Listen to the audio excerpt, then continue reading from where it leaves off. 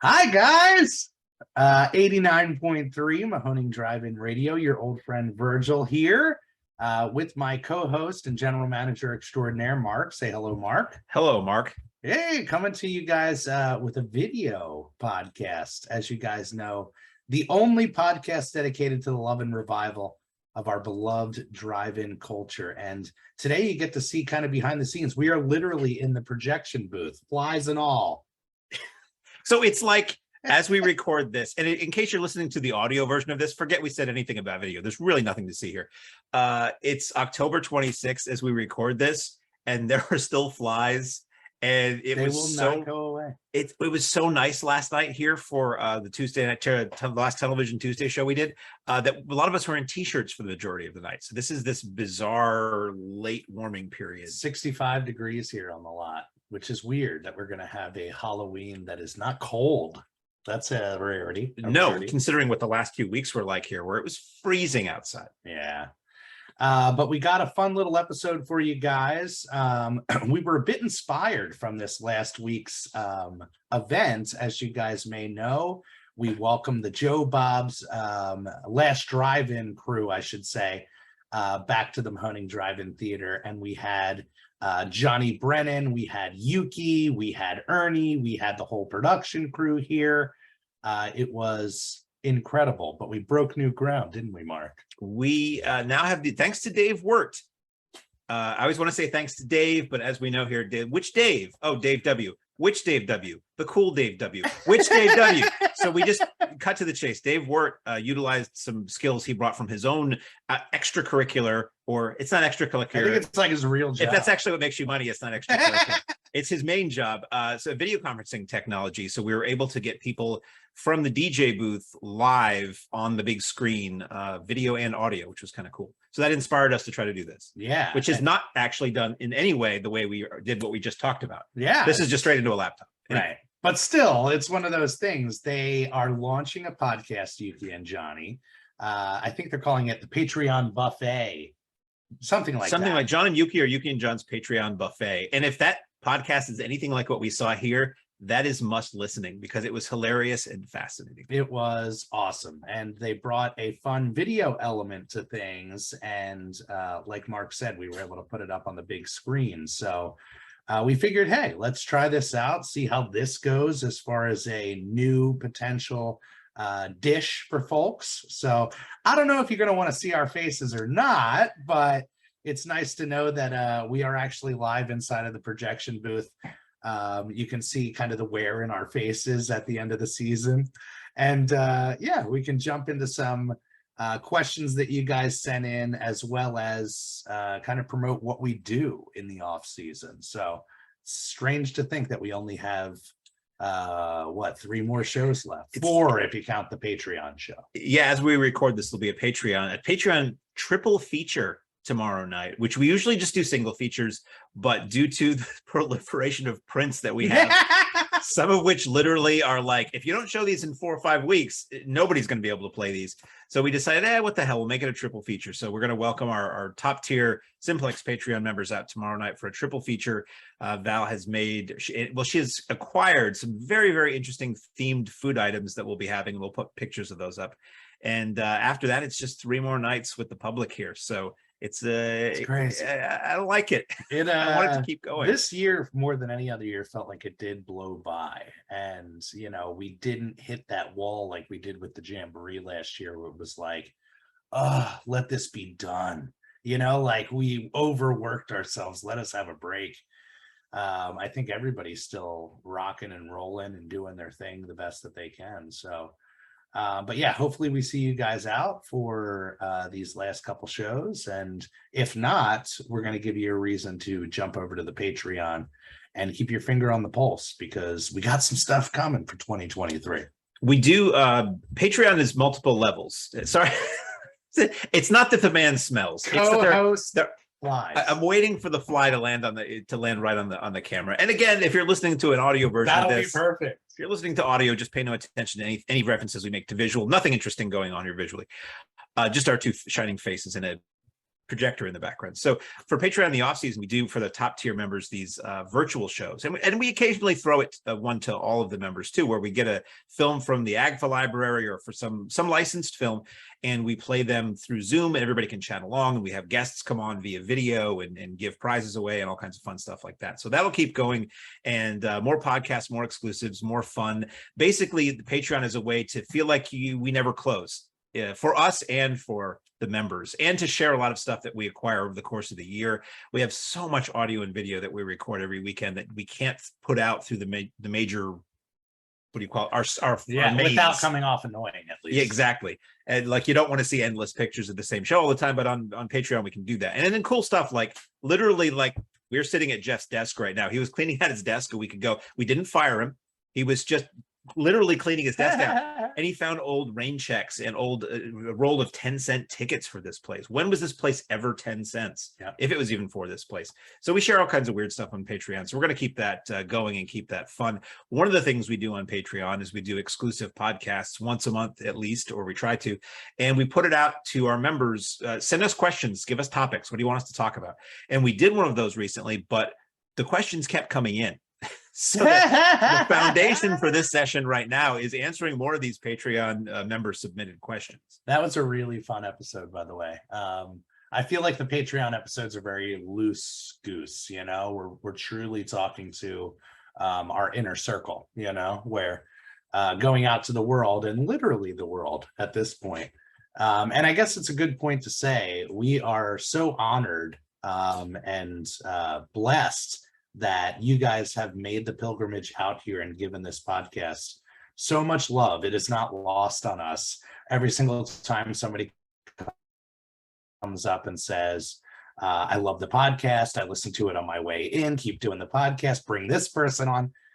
It's really, really inspiring, because we know a lot of people can't get to the Mahoning. And when we started this thing, the idea was to try to give people a dose, even if they can't make the journey out here, because the preservation of what we're doing, it's way bigger than, you know, the Mahoning and the local drive-in. So you can really support this effort of keeping the drive-in alive and the culture alive anywhere that you are. So, and take the lifestyle into your heart, which is it's hard to let go in the off season, and we don't have to, because we got the Patreon. I'm not saying that a large part of me wanting to do this Patreon was to not let go in the off season. I mean, part of it was a revenue stream for the theater when we're closed, which we never had before. So you have, you know, whatever money's left at the end of the year when you need to open, that's all you got. With Patreon, it's an income stream in the off season that lets us do things and prepare and build, which we greatly appreciate. Yeah. Speaking of getting love for the podcast, I don't know if I mentioned this on one of the shows or not. I'm walking across the lot several weeks ago when we're open and people are all sitting outside doing what they do. And usually we try to be adamant that you listen to our radio station when you're here, partly because we're very, very vain about the music we play. Listen to my taste, yes, except my Super Fuzz theme. But part of it too is if we have information we want to get out, we want people to hear it, and we don't want there to be like a cacophony of different competing audio that just causes oral chaos for people. Somebody broke that rule as I was walking across the lot to go to the check on the gate, and I heard my own voice coming out of the back of somebody's van. Nice. And I'm like, was I kidnapped and didn't know it? And what it was that they were listening to one of our podcast episodes, and it was so weird, but kind of wonderful at the same time. Yeah. So it is cool to know that people listen to these. It lives out there in the world, you know, and we do get it. I mean, the story of the Mahoning is inspiring, and widening that reach was the whole point of the Patreon and this podcast, and it seems to be working really well as far as tapping into folks who really love what the drive-in is and what the Mahoning represents. So it's so weird to be in the same spot when we record this show. I have a habit of just looking at you through the mic, because, you know, that's kind of what I normally do. We're almost always separate. Virgil's like here or in the trailer or at home, and I'm always at home when I do this. So this is just bizarre. It's kind of cool, actually. Yeah, well, tell them why you're in town. I mean, we have the extended week, so you're in for the whole week. Yeah, well, see, I live 2.5 hours away, so usually at the end of a weekend I'll go home. I don't see a lot of the Tuesday night shows, because if I've been here through Sunday, I'm driving home on Monday. I'm barely home on Monday before I drive 2.5 hours back on Tuesday to drive 2.5 hours back on Tuesday night to drive back. It was insane. For this week, we had a Tuesday show, Thursday, Friday, Saturday, Sunday. It didn't make sense to be away. So Val and I are here staying locally. We got in yesterday, Tuesday. What day is it? Is I know. the most common question I ask when we're open. And then so we're here for the week. So I said to Virgil, like, I'm in town. Let's record a show together. This is kind of cool. Do one with video, do one in the booth, which was always the idea that we would do this here. Yeah. If you notice a ka-chunk sound every once in a while, that's the time clock that does that once every minute. So just so you know, somebody is not like chopping on the block, sharpening up that meat cleaver for this weekend. It's yeah. Try sleeping in here, which I think both of us have done. I've slept in here once. I used to sleep around the corner in the main snack bar. JT has slept in here. This is JT's location of choice, and yeah, I think what he does is wraps a jacket around it, so it weakens the chunk. Weakens the ka-chunk. Yes. So do we want to get to the questions? Yeah, let's get to the questions. I mean, this is not a Patreon only episode, but this is the vibe of one of those. It's pretty darn loose. So Kiana Hill asks, what's the best double or triple feature you've shown at the drive-in so far? Oh my goodness. Well, so many means so much for so many different reasons, you know. Certain ones come to mind because they were groundbreaking in a way, you know. Certainly that second bite night when we broke the new ground with the digital with Maddie. That was a humongous one. Anytime we played the Kevin Smith movies, that meant a hell of a lot to me. I mean, if we focus in on this year a bit more, which is easier to remember. Yes. Definitely. I mean, that Beyond the Drive-In event, just again, as far as breaking new ground, I wouldn't say it was my favorite features, you know, Spookies and Things. But it was really great to see what we potentially could do with accessible technology. It still felt Little Rascals. It still felt a little backdoor. But it really delivered, I think, way better a show than people thought they were going to get, which is really cool. And I have a feeling is going to birth a lot of new ideas or a lot of new potential for what we can do with guests when they're on the lot.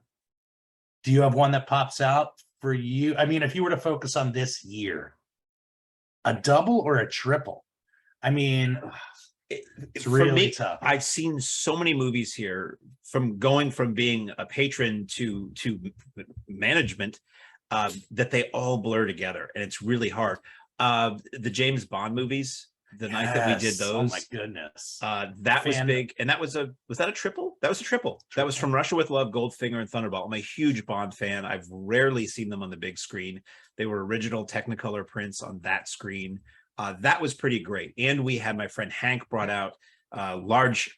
It wasn't even a large section of his Bond collection. It was a large Bond collection on display, a fraction of what he owns. All these various posters from the different re-releases of those three movies, and lobby cards and album covers.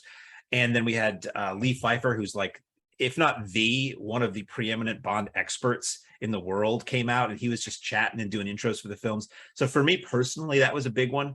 It is honestly very, very hard for me to think back unless I had a list in front of me, because we've done so much here. There've been so many Exhumed shows, which are standard triple features, so many of our own double features. Yeah. Seeing Smokey and the Bandit here on Joe Bob night was pretty big for me, but that was a single. So it's very, very hard for me. I would say any of you who listen to this, if you're listening to this anywhere where you can comment, let us know what your favorite doubles and triples have been at the theater, because Liz actually put together that great it's almost like a poll that we're going to put up on the website, right, where you can choose literally your favorite event of all the events, and to see them all listed is staggering. But you can choose your favorite event, and we're going to do a crew poll and a fan poll and see where the ball lies. But that Monkeys event comes to mind. Could that be considered a double?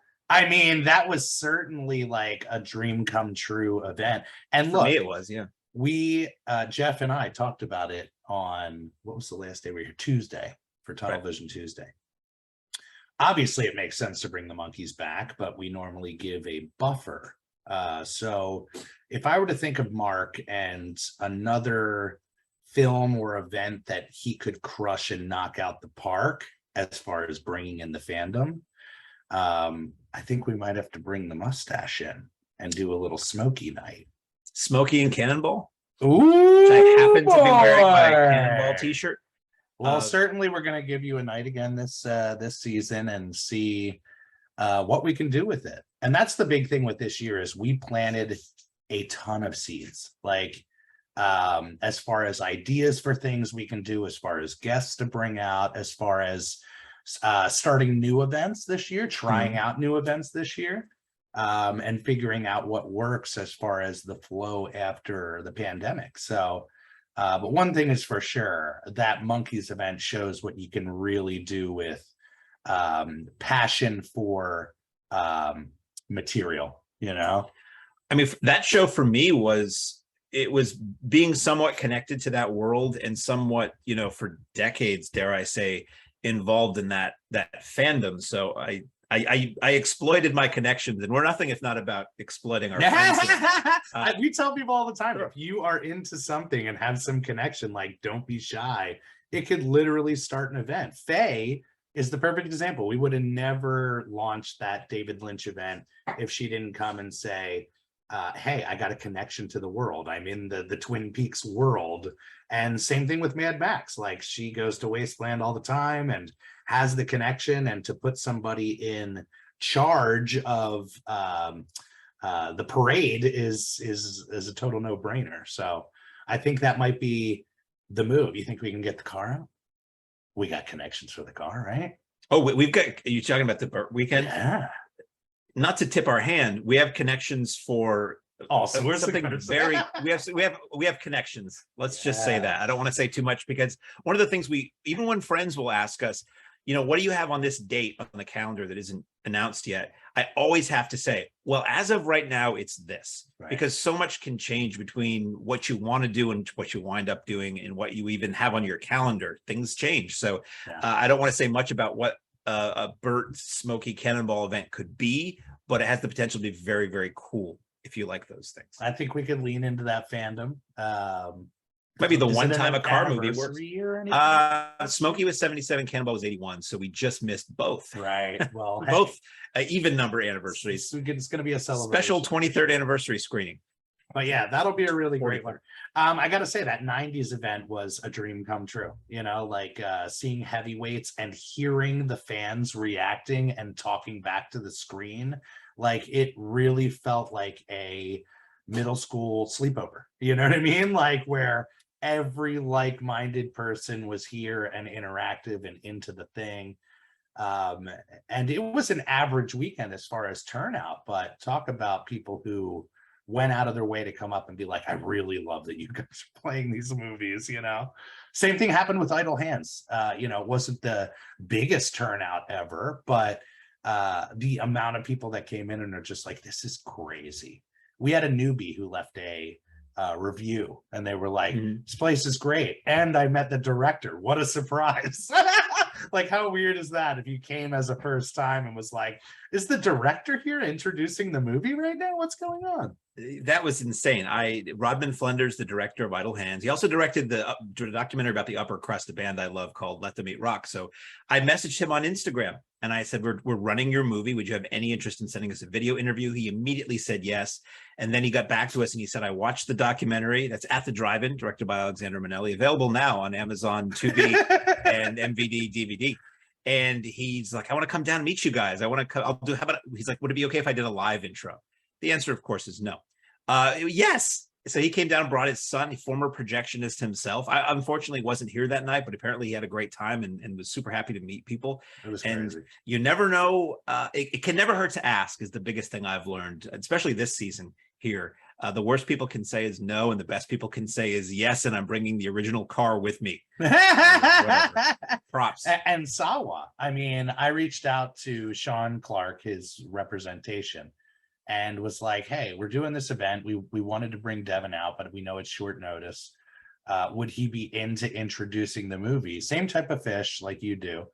And he was like, what type of thing are you looking for? I was like, it can be as simple as like, hey, thanks for coming out to the Mahoning. Enjoy the show. Peace.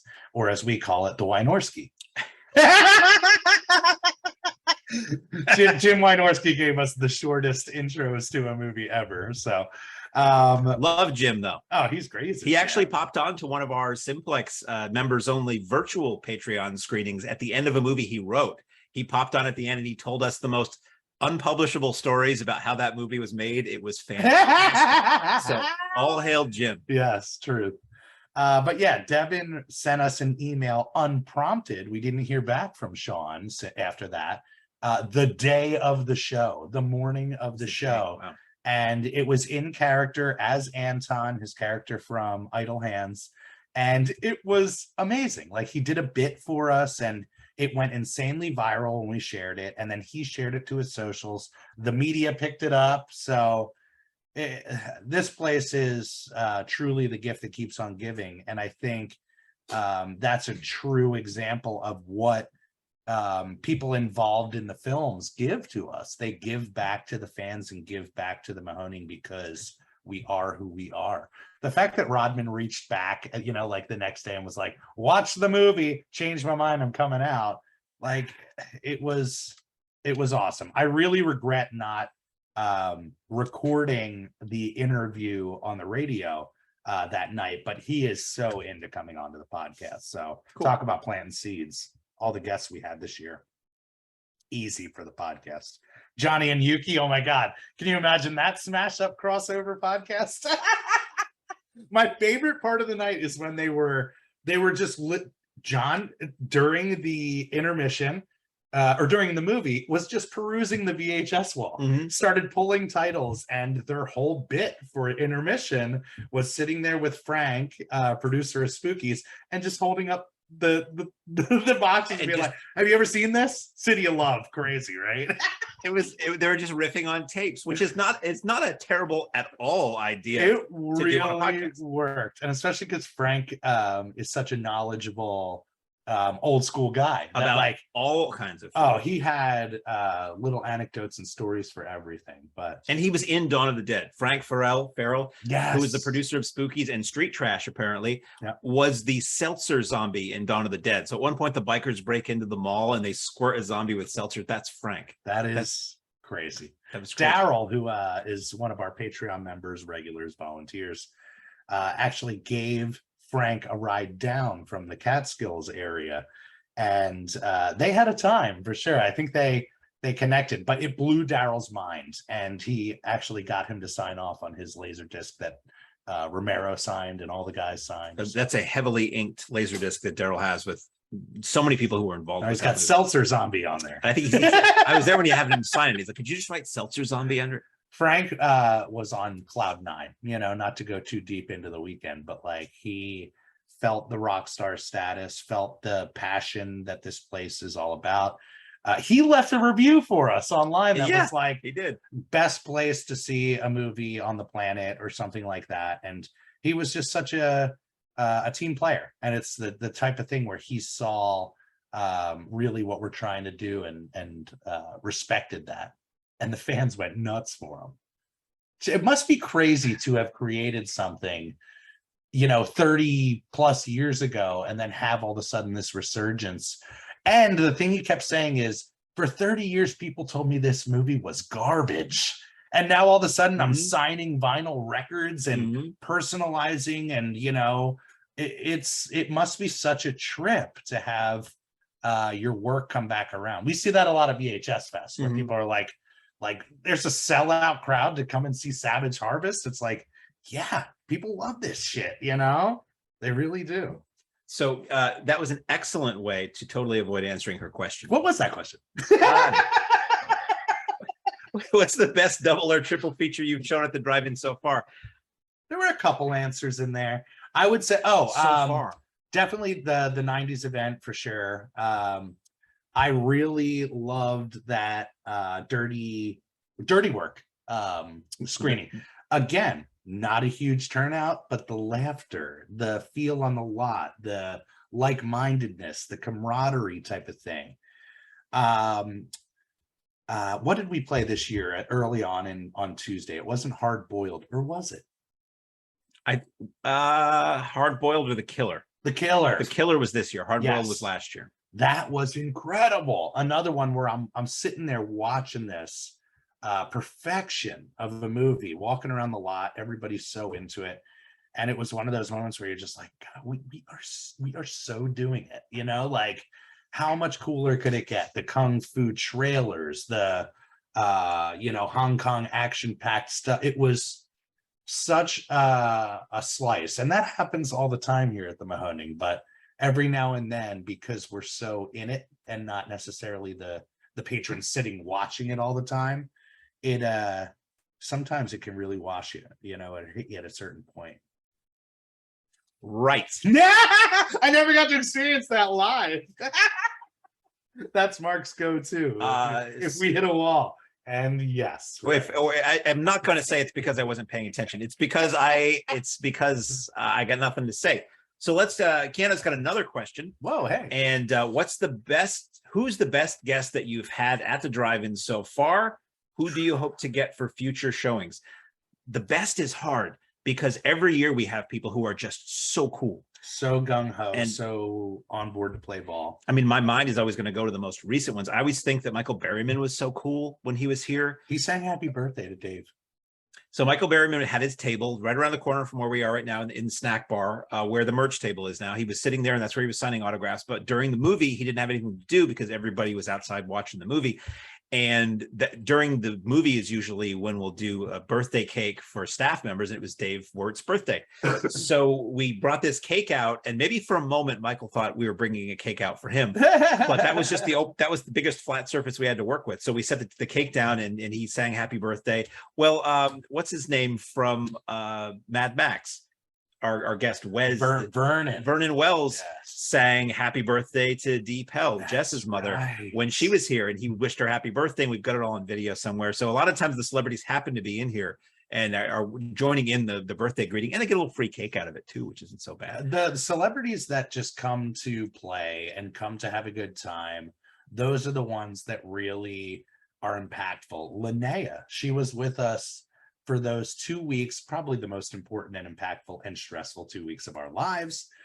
Right before Jamboree for VHS Fest, got the news of the solar panel madness, and then Jamboree. She was there for both. So she went on a journey with us, and is truly somebody that I feel like, you know, we could have over for dinner. She's such a sweetheart. I had said to her the weekend of VHS Fest, as she was getting ready to leave, I'm like, you're the only guest I've ever been able to say this to. See you next week. Holdover guest. Yeah, it was and she actually went home because she has animals. She actually flew back across the country to deal with, you know, her home animal life, and then came right back the next weekend, was here actually as a surprise guest for the Jamboree. Yeah, that's why it really worked, is everybody that was here for VHS Fest, even if they got to meet her the next weekend, it was like, wait, what? This year, Zach was a freaking dream. Zach Ward of Christmas Story fame. He came to play, man. When he got up on that marquee, you could tell he was like legitimately psyched to have his name on that marquee and dance around. And certainly around Christmas time, we have some killer material, him dancing up on that marquee. But just gave fans everything. It's like, you want a slug, you want a smile, what do you want, you know? Super nice guy, the nicest big screen bully you could ever want to meet. Yeah. Beatrice Bepoli, I believe is how it was pronounced. Yeah, she was Bopel, as I called her for years. She was Amanda Kruger in Nightmare on Elm Street 5, The Dream Child. She came dressed as the nun from that movie. She shows up like in character into the snack bar, blessing everybody. and I was giving her a projection booth for me. You want to bless those projectors? I mean, they're 73 years old. We can use all the help we can get.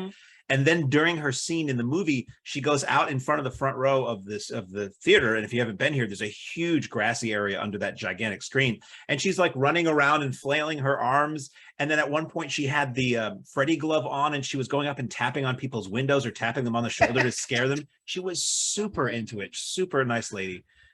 She was great. She was fantastic. Every year we have people who were like, this is the best guest ever. So it's so hard to just land on one. I know, it really is difficult. Andre came to play last year. Keith came to play last year, Keith Coogan. Which, man, the story is, we could tell with Keith. We gotta have Keith on. I mean, he is Hollywood royalty. I saw a clip of him dancing and singing at the Oscars, like in the 80s. They did like a Future of Hollywood Right. bit. And it was crazy. I'm just like, we were hanging out with this guy. We've talked about Zach before, the story of him telling me behind the scenes dirt on Gremlins 2 as we're sitting in the field up Zach front. Galligan. Yeah. Galligan. He was a great one. Johnny and Yuki were great. To be honest, the better question would be who wasn't great, And we don't talk about that. We don't. And honestly, I think there was only like maybe one instance where somebody got a little Hollywood on us and was like, I'm over the dirt, the cold, the wind, the bullshit, And we run into that when we reach out for some guests too, where they're like a drive-in, like a dusty one. Right. Nope. They don't get that we're something a little bit different than that. People, I think, and even with Devin, perfect example. Through somebody, we reached out about the request we didn't go direct. And it was looked at as why would I go to a drive-in? That makes no sense. And the word got back to him once we reached out directly of what drive-in it was and what we're about. And look what we get, so we get the sequel to Idle Hands. I'll tell you, if we plant the seed of the sequel for Idle Hands, I will die. Oh my God, so much fun. Yeah, there's a lot of meat on that bone with that question, but I think that covers good. Felissa, oh my gosh. Felissa's gonna probably come back next year. I talked to the Joe Bob guys, and we're planning something really cool. Like, they were so impressed and happy with how the event went. So, and that was across the board this year. With any event that was like, hey, let's plant this seed, let's see how it goes, we got to bring them back because they were so there's so much potential there. So Wednesday night shows begin next year. So Zachariah Smith asks that musical question. And this is all you. What movie did you have? Let me try that again. What movie did you have to put the most effort into tracking down the rights holder? Ooh. Because sometimes it's just a studio, Warner Brothers. That's true. Sometimes it's like a video company owns the rights, or it's AGFA. And then sometimes it's like, this production company was bought out by, we couldn't show The Fog one year. Mm-hmm. And I believe at the time, The Fog was owned by, was it Canal Plus? Or it was owned by like a corporation. And same thing with Terminator 2 at that point. I think that fell under the Canal umbrella. I think I was thinking it was something Studio like Canal, I don't know if it's still the case, but for a while Spinal Tap was owned by L'Oreal Cosmetics because they were owned by the film was owned by Abco Embassy, and that was bought out by another one. And I think there's some movie titles that Bausch and Lomb own just because it was corporations gobbling up corporations. Oh, that definitely And happens. Spinal Tap ultimately was owned by a French cosmetics company. I don't know if it's maybe we should reach out to them and see what's what. For wrestling weekend, I forget the title, but definitely WWE films. We could not get through to them at all. Netflix, we tried some Netflix stuff to see if we could get some fan events in that under that umbrella. No word back from them. Probably the biggest example would be the Jamboree last year, and this happens from time to time. We requested rights for Night of the Demons and got no word back. Went to another potential rights holder, never heard a thing back. Went to another potential rights holder and never heard a thing back. So once you have this chain of requests, we decided to go forward and show the movie in hopes that one of those people would be like, oh, hey, just getting your email. Please send check to. Yes. But that was one that had some sort of limbo going on last year. I'm trying to think of one that we wanted to play and couldn't because of the rights. To be honest, if we have the connection to a print, we can always go through those steps, reaching out to those people who had rights to it at a certain point. And 9 times out of 10, it leads down a road. And Mark, you're really great with the Booker's Forum or whatever it's called, Film Forum, where if we need to find rights or a print to a certain title, we can reach out to our group of bookers and circuit and see, hey, when did this play last and who held the rights? I like that sleuthery. A lot of times he'll come to me and he'll say, we can't find the rights for Savannah Smiles, or what's the Denny Terrio Film Festival that we're working on. And so I'll go and I hit the internet, and part of it is who has played it on 35 recently. And if they don't flat out say where they got it, contact them. So I've got contacts with several theaters around the country who are now asking me questions. Yeah. They're like, hey, do you know where we want to play Nightmare Before Christmas? Where did you get your print, or something like that? Right. So I do enjoy being the what do you call it? The PI, the celluloid PI, or rights PI when I can be. Well, the job never ends. You know what I mean? Like, and the facets of what it is to be the general manager at the Mahoning Drive-In Theater, I guess it's hard to put into great. words. You know? I generally manage. You never know what's going to come up.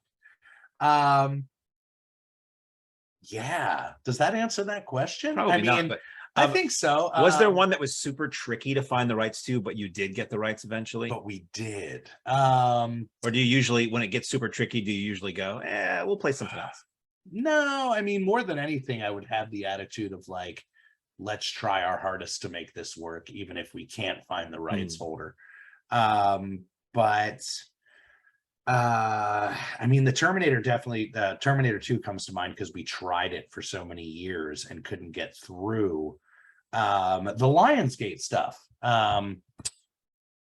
up until this year, we requested Dogma every single year for the Kevin Smith Fest, which I hear Lionsgate doesn't have a print, but they do hold the rights now. The Miramax stuff, Clerks. I mean, Clerks, we ended up getting a print through Quentin in 2017. And then that print became unavailable at a certain point, and we started getting it from another collector through Harry. But that was one that was like, what, are we not going to play this? Like, you know, so that was a big win, and one that, like, that happens all the time, really, is even with Wicker Man. Perfect example is studio doesn't have a print. Harry starts going through his list of private collectors to see if he can ask a favor, and we land on Quentin's print. So we'll be showing Tarantino's print on Sunday. So, but that type of stuff happens as long as the collectors, studios, and circuit are willing to help you out. We don't hit that issue as often as many probably would think.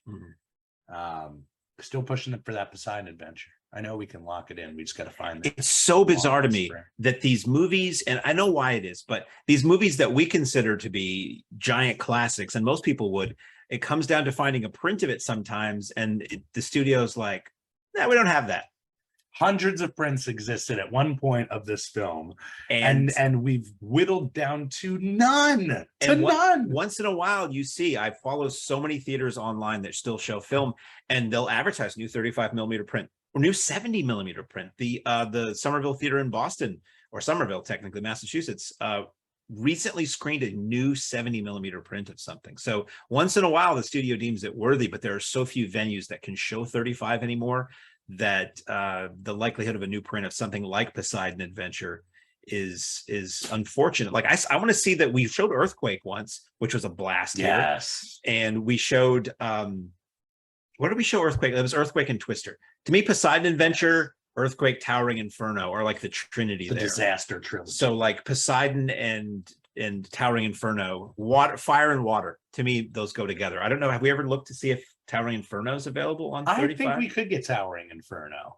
And if it's a red print, it doesn't matter. That's true. Fire. It all works. Yeah, that's a great question. But yeah, you would you'd be surprised. In the beginning, a lot more difficult. Now, again, I think because we have the connections, makes it a little bit easier. Cool. So the last question we have, there actually may be one more, another tab. Tom Bafulco, our artist who's done so much work. Resident artist extraordinaire. And should I spill the beans that he might be working on artwork for this very podcast? Oh my perhaps a logo or some kind of image other than the film reel? I was like, if you can do a cartoon of us, like characters, that would be amazing. And he said, yeah, send me kind of like a photo to go off of. So I sent him a couple choice photos I got. And Mark is like, just make me a monkey. And no joke, we may end up doing that. So I might have sent him a picture of a monkey. Everything's better with a monkey. So if I'm a monkey on this, if this logo is like me, Jeff, and a monkey, and a chimp, that will they're be, like, hey, it's the BJ and the Bear podcast. People will be coming and being like, where's the monkey at? I'm the monkey. Mark the monkey. So Jacques the monkey. So Tom has done a lot of event artwork for us, event poster art and t-shirts. He did the Goonies t-shirt. He did the Dirty Dancing t-shirt. And I'm not just saying that because we're trying to sell those in the lobby right now. And he's done a lot of really great. He did the Vincent Price Twice poster, which is beautiful.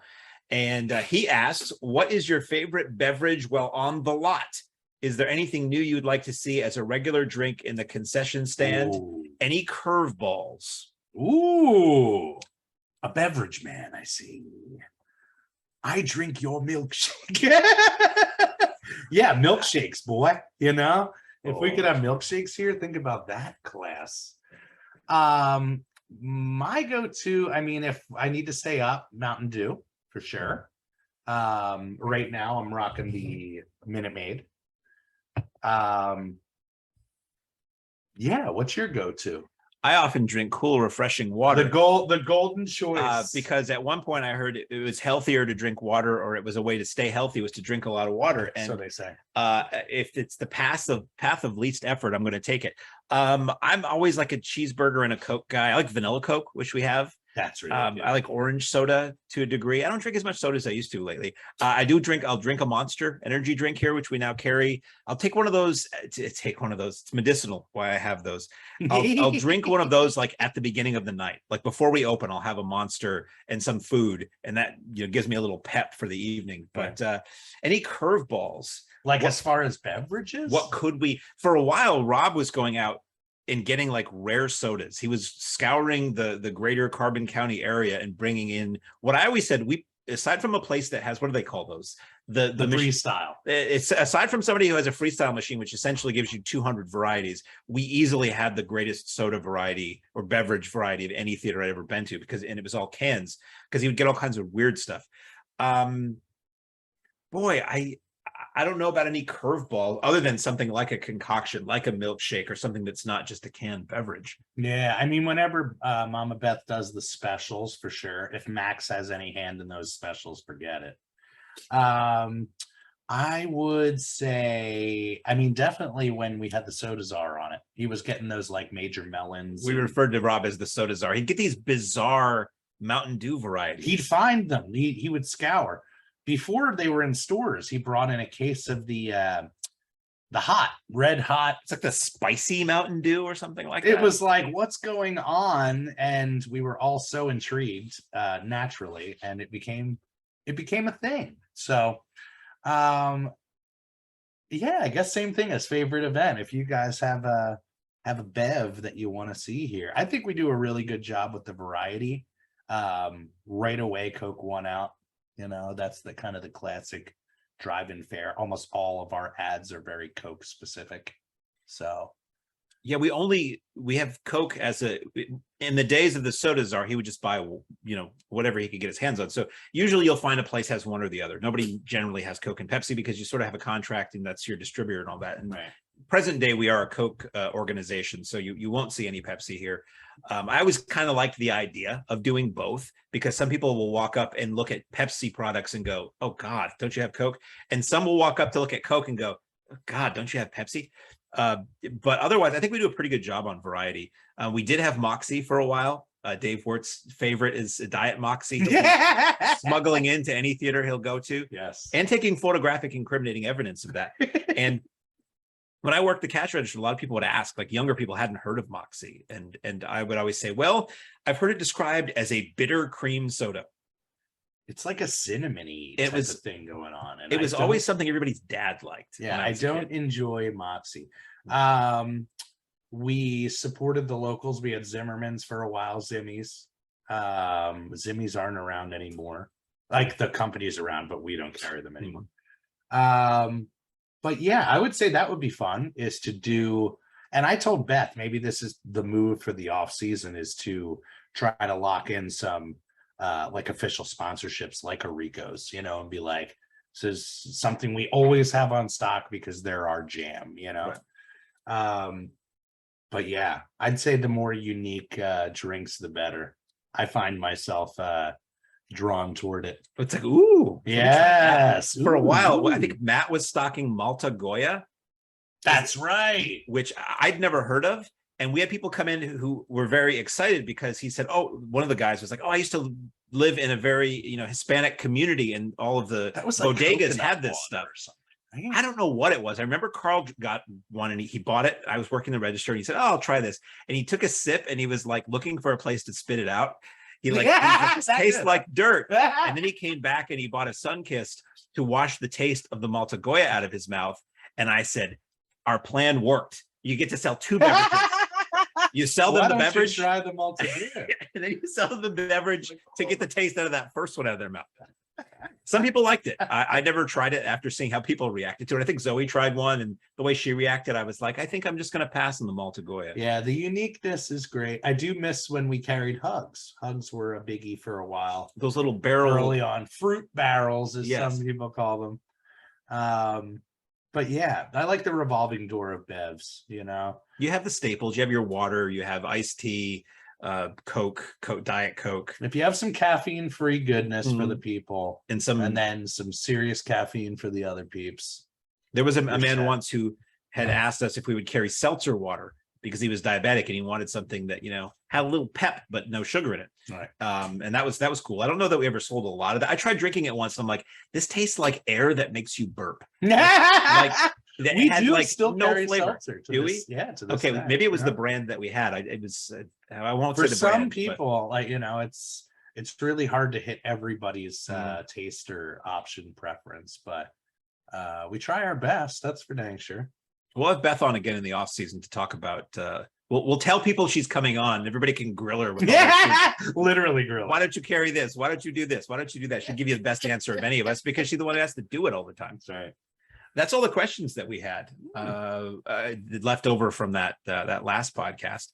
As we say, we're sitting here in the projection booth, just going into our final weekend of the season, and I don't want it to be over.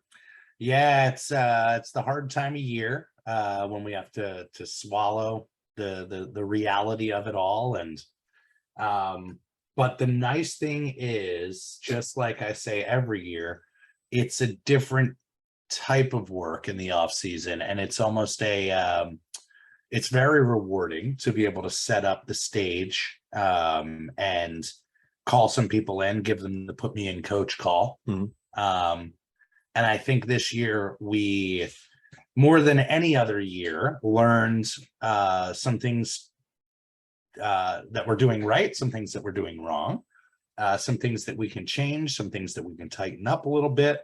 And I think that really makes us stronger. It certainly makes the business more viable for the future.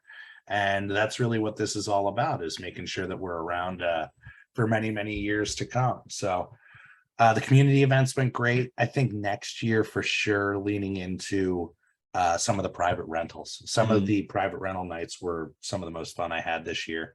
Wait, you can rent this place privately? You can totally rent this place Hold on. privately. I know, it's crazy, isn't it? Could you have like a wedding here, or a bachelor party, or a bachelorette party, or a Rotarian event? Whatever you want to do. Like if you're like, hey, I run a company and I want to give my employees like an unforgettable treat, why not rent the Mahoning lot and show whatever movies that you want, whatever presentation that you want, and yeah, kind of get the run of the lot. Talk about Now, a dream. Are these kind of rentals limited to just nighttime? You see how you're playing this.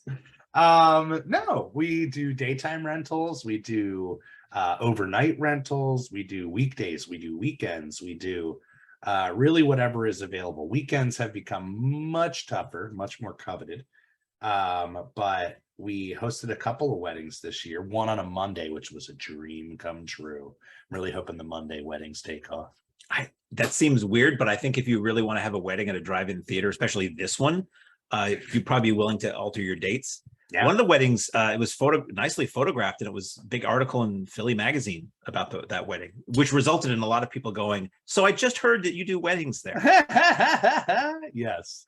But that's kind of the big thing for the future and the off season in general is figuring out ways to utilize the lot, both as a drive-in and not. And even with the growth that we have seen, we've seen that we've become more of a venue with some of these events than your traditional drive-in. But marrying the two together, like we did for the Beyond the Drive-In event, it definitely bodes well for the future, as far as options. There are some guests that we reach out to, some very notable guests that we reach out to, and they're just not into meet and greet or photo ops. They're like, yeah, like, no, I don't want to do the up close and personal wave of fans thing. But if we can get them to come out and give a show, whether under the screen in the booth, the DJ set thing, the podcast thing, it really opens up a whole other element, We could totally have Joe Dante out next year, which we were supposed to this year, and have him do a live record of the podcast right here, Right here? Right here. We could have Mick Garris come out next year and have him do a record of the podcast. Bang, right here. Well, that would bring be out cool. Charles Brand next year. Woo! And I thought you were going to say Charles Bronson. I'm like, that would be something. Get a show. Charles Band. We can get the guy who looks. We actually could literally get the guy who looks like Charles Bronson to come out. We got pitched on that guy. We did get during the pandemic. We have, I believe, is it Bronski? Charles Bronski is called. Yeah. He looks just like him. He did this movie called Death Warrant or Death Sentence or something like that. Right. And it was just like, would anybody come out to see a guy who looks like a famous guy? Come meet not Charles. My thought was show Bronson movies and have this guy come out and have the most amazing photo ops. So everybody could take photos with send them to their friends. They found him. They rose him from the dead. Yeah. But so there's a lot of potential for interesting hijinks in the coming season. For sure. Which is what we do all off season, which is in some ways I'm not necessarily less busy with this place in the off season. I just focus on other things, but there's so much planning and poking and investigation involved. Oh, hopefully not of us, but on our part, on things that we might be able to do or people to come out. It's very fun. Yeah. And hopefully you guys are into things like this as we raise the bar. That's the big thing I kept saying over this last month is a lot of these shows were super experimental. You're helping us raise the bar. You're helping us try out new things. And just like the appeal of the Mahoning and the familial aspect of it, it allows the audience to come along for the ride and truly be a part of the growth. So it's going to be fun. Right. Well, do we have any other direction for the podcast, or did this podcast ever have a direction? No. I had just said, hey, let's record something. Should we grab some stuff off the wall and be like, have you seen? I was going to do that. Actually, no. Wait. Look. Yes. So for the people who are watching this on video, this is our Trauma Award. Now I'm seeing this backwards. World's Greatest Drive-In, as decreed by the Trauma Organization and Lloyd Kaufman and Michael Hers, which is pretty cool. Yeah. So we can do these video podcasts that are just, what's sitting around? What's Jeff got his desk? I'll spit that away. His hubby award is somewhere here. I'm not going to say where, but the award that Jeff was presented, if the special ever airs, that was shot during the original Jamboree. Coming. That is one thing people kept asking is like, did they give you any info on when it's airing? It's in the can, like it is edited, ready to go. And now it's just a matter of finding the spot for it on the schedule. It's really incredible talking to those guys because you got to remember, all these guys came from Trauma. They created this show, pulled Joe Bob out of retirement for a one-time special that exploded into now a 5-year anniversary of nonstop television shows on Shudder. So to have something blow up like that and ride that wave and to be able to talk to somebody that relates to that was really, really cool because that is a total crossover with what those guys do and what we did, and in a weird way, right around that same timing, you know. Yeah. So, yeah. So, what else is going on, Mark? Anything else? We told the people about the Patreon. We told them that we're doing the virtual screenings. We told them that it's a way to stay connected to us as well as extend the season. And trying to think of the other fun stuff that we do in the off season. With Patreon, I think I mentioned it. We are having guests as programmers for some of these Simplex shows. So I chose the movie, but for our November show, we're having Chris Pajali, maybe Grady Hendrix as well, authors of These Fists Break Bricks, which is a great book about martial arts cinema in America. Chris will be introducing, I'm not going to say what the movie's always a secret. You don't know until it hits, but Chris will be introducing the movie that we're screening that night and maybe chatting along with us in the chat that goes during the film. And then I believe someone from, I don't want to say his name in case he decides he doesn't want to do it, but somebody from American Genre Film Archive will be picking a movie from their archive and introducing it, why he thinks it's great. And we're going to probably do that with some notable people here and there. Of course, we'll exploit every friendship that we have to do that. But that's another aspect of the Patreon thing. What do we do in the off season? It's a lot of you decide, try to figure out what movies we're going to play. The shows we are going to try to start announcing again in January, like we normally do. New year, new role. Definitely some of the bigger shows we're going to try to get out well in advance. A lot of the annuals, Harry has those puppies locked in, practically now. So we can announce some of those things early, let people plan their year well in advance, and come along for the ride. So I just got reminded of it, the hubby, when you brought it up. So Rodman, who was here, director of Idle Hands, amongst many other things, he is a Hubby Award winner. He won in like 1998 or something like that. And we got a picture of Jeff and him holding Jeff's hubby. And yeah, weird connections there. It's like our worlds clash together every now and then. Also in the off season, we assess what did and didn't work during the season. You look at things where it's like, that door always sticks or whatever, we got to stop running that cable across the floor. We try to figure out ways to make it better for us, more efficient for us and for the customers too. So there's that. Right. We look at the podcast is going to keep going nonstop. So last year in the off season, I had the great idea of getting guests, and we recorded literally like 12 in short order guest podcasts. I still haven't edited them all and released them. I'm putting out podcasts now that we recorded in April. In February, actually, the one I'm working on right now.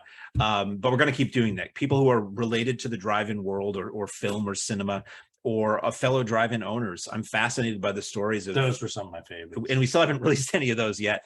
Yeah. But we're just in time for them to close for this year. We'll put them out for next year. But we're going to try to do a bunch more of those because I'm just fascinated by how the other guys and gals do it. And the histories of all these other drive-ins and what works for them and what doesn't work for them. And especially I want to talk to people about this season where every drive-in became a retro horror drive-in for September and October. And how did that work? It's interesting. The people we interview, we don't do a lot of research for these, or I don't, because I want to learn. Like I want to know, I want to get to in this conversation. I want to know all about the story of these people and how, drive-in or cinema has touched their lives. So you can expect a lot more of that, and a lot more of the two of us and Jeff doing just talking shop and things like that. Now that life will have calmed down a little bit, we'll have more time to reflect. It is crazy, but certainly all those guests, and you don't give yourself enough credit sometimes, but you're an incredible producer of this podcast. Definitely coming into most of these interviews, things like that. Mark is very much responsible for preparing me and preparing us for the conversation. And yeah, I really look forward to those things. The amount of people that we met this year, the ancillary characters that came through and just were here as fans, the worlds and fandoms that we touched. It's really been incredible. That's the hardest part of the off season is it's sensory overload for 6 months and like unbelievable happenings for 6 months right in front of your face. And then you're kind of void of that, I always say it's like being in a semi-successful band and coming off tour. Totally. What you do is cool. People think you're cool. You get to meet cool people, and then suddenly you're just home all the time. No. I always tell Nance, we have friends. Like, we do. We'll get back to them, I promise. But yeah, honestly, we really, really love doing this podcast. We really, really love running this drive-in.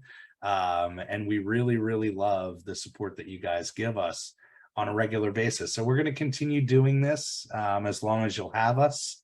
And then we'll keep doing it a little bit longer. Yeah, that's true. I will. Overstayed their welcome. But yeah, honestly, we love that this is an interactive experience and you guys can get a hold of us. So don't be afraid to reach out to us through the email, through the social medias.